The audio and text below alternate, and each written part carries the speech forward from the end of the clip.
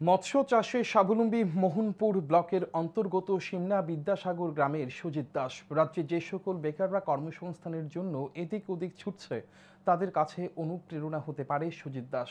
বুধবার সফল মৎস্য চাষী সুজিত দাসের মৎস্য চাষ সরজমিনে পরিদর্শন করেন মৎস্য দপ্তরের মন্ত্রী সুধাংশু দাস। রাজ্যে দিনের পর দিন বৃদ্ধি পাচ্ছে বেকারত্বের সংখ্যা। সরকারের পক্ষে একদিকে যেমন সকলকে সরকারি চাকুরি দেওয়া সম্ভব নয়, তেমনি সকলের জন্য কর্মসংস্থানের ব্যবস্থা করাও সম্ভব নয়। তাই কর্মসংস্থানের জন্য এদিক ওদিক না ছুটে স্বরোজগারী হওয়ার চেষ্টা করতে হবে, আর তাতে আসবে সফলতা।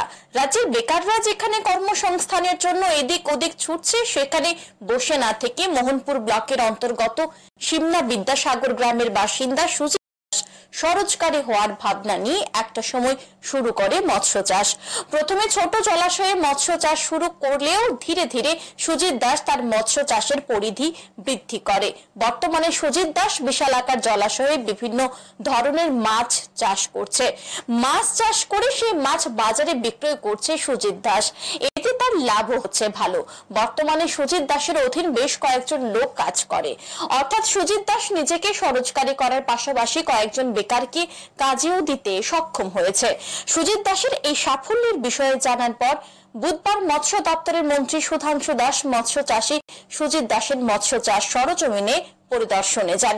সুজিত দাসের মৎস্য চাষ সরজমিনে পরিদর্শন করার পাশাপাশি সুজিত দাসের সাথে কথা বলেন মন্ত্রী সুধাংশু দাস।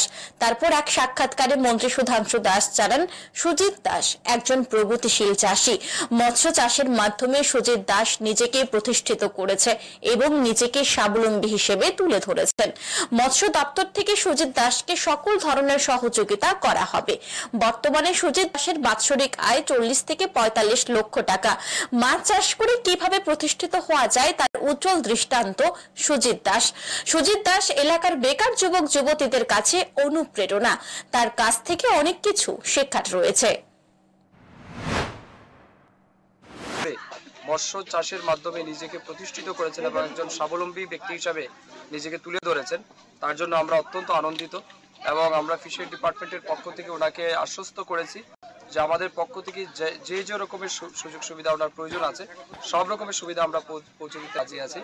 এবং আমরা ওনার এই ফার্ম ভিজিট করে জানতে পেরেছি ওনার বাৎসরিক ইনকাম কম করে হলেও 40 থেকে 45 লাখ টাকা ওনার এই ফার্ম থেকে উনি মাছ চাষ করে তিনি ইনকাম করছেন।